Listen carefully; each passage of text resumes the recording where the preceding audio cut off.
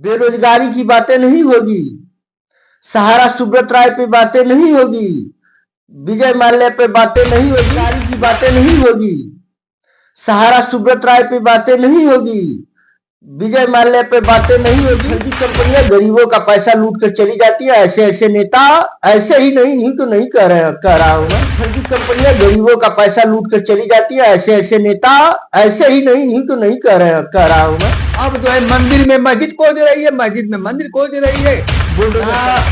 आप शिक्षा पर बात करें, ना बेरोजगारी पे बात करें, ना ही खान पान पे बात करें, ना ही स्वास्थ्य पर बात करें। आप जातिगत राजनीति करें, ये सभी लोग जानते हैं। अभी तक तो सारे लोग जाति और मंदिर मस्जिद में उलझे थे। अब अम्बेडकर जी की बात तो चल ही रही है, इसी बीच में अब भगवान की जातियां खोजी जा रही है। हाँ, अब ये तो ऐसा है, ट्रेंड हो गया है। अब ऐसा है, वोट लेने के लिए यह बीजेपी ना जब पहली बार सरकार बनाई थी तो हमारे नेता माननीय अखिलेश यादव जी ने कहा था कि लोगों को बहका दिया गया, लोगों को बहका करके वोट दिया गया। किस लिए? कि 15 लाख आपके खाते में जाएंगे, 2 करोड़ लोगों को नौकरी देंगे। इसी तर्ज पर इन लोगों ने एक ऐसा बयान दे रहे हैं, सवाल किसान का नहीं है, सवाल बिजली का नहीं है, सवाल बेरोजगारी का नहीं है। जिस मुद्दे पर इनको जनता के बीच में जाकर के वोट मांगे थे, उन सारे मुद्दों को छोड़ करके भ्रष्टाचार से लेकर रेप से लेकर सारी महंगाई, ये फेल है सरकार। क्या कह रहे हैं? हनुमान जी दलित थे, अब दलितों का वोट लेने के लिए, मैं बता रहा हूं, दलितों का वोट लेने के लिए हमारे संत महाराज योगी आदित्यनाथ ने कहा कि हनुमान जी दलित थे। अब देखिए एक दूसरे नेता आ गए उन्हीं पार्टी से, उन्हीं के समर्थक को गठबंधन में माननीय आप ओम प्रकाश राजभर कह रहे हैं कि ये तो हनुमान जी राजभर थे। अब तो इन दोनों लोगों के जो नेता हैं और आपके केंद्रीय मंत्री गृह मंत्री जो हैं अमित शाह जी हैं, क्योंकि जब जब इन लोगों पर कहीं विपत्ति आती है तो माननीय अमित शाह जी के पास जाते हैं। अब अमित शाह जी फैसले को सुनाएंगे कि हनुमान जी दलित थे कि राजभर थे। हो सकता है कोई नेता और आके कह दे कि यह बिंद थे, कोई चौहान भी बता सकता है। तो इन लोगों पर कोई भरोसा नहीं है।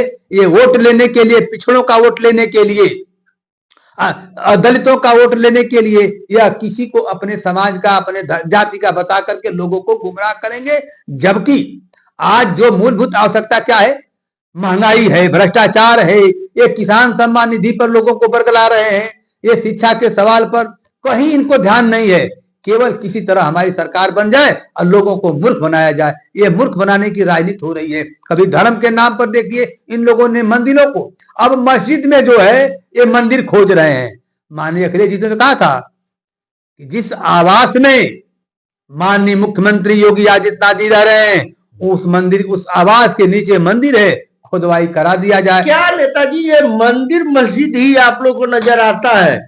आपके नाक के नीचे से सुब्रत राय चले जाते हैं, विजय माल्या चले जाते हैं, और तमाम अर्थव्यवस्थाएं गर्त पर चली जाती है, वो नजर नहीं आता है। आप लोग मंदिर आता है और जातिगत राजनीति यही तो है, सभी लोग करते हैं। यही कह करके बीजेपी ने 15 लाख रुपया कहा था ना कि जिस दिन जांच होगी तो उतना पैसा हम लाएंगे जांच करके, काला धन।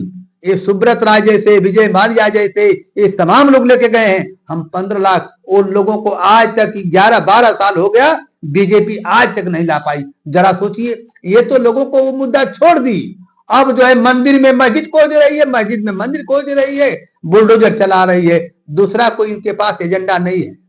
देश के अंदर कितना भ्रष्टाचार चल रहा है दोस्तों, किसी को बताने की जरूरत नहीं। चाहे विजय माल्या हो, सुब्रत राय हो, और या तो तमाम ऐसी फर्जी कंपनियां गरीबों का पैसा लूट कर चली जाती है। ऐसे ऐसे नेता, ऐसे ही नहीं तो नहीं कह रहा हूं मैं। चाहे अमित शाह की ले लीजिए बात, या तमाम ऐसे लोगों की बात ले लीजिए, ये लोग जातिगत टिप्पणी करेंगे।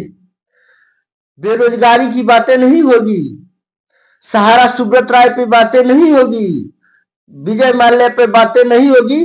लाखों गरीब का, जनता का पैसा, पैसा एक एक पैसा लोग लेके विदेश चले जाते हैं और उस वहीं की नागरिकता भी हासिल कर लेते हैं और गरीब जनता ट्राई ट्राई करने लगती है। और जब भी बातें, यदि आप मुद्दे पे बातें करेंगे तो ये लोग एक ही बात पे ले जाते हैं, हिंदू मुस्लिम मंदिर मस्जिद। हमने कई बार वीडियो के ये किया है, कई लोगों का होता है कि आप पे सवाल उठाते क्यों नहीं, यही है उठाने की बात। जब भी हम उठाते हैं तो कहीं न कहीं मंदिर मस्जिद में उलझ के रह जाते हैं।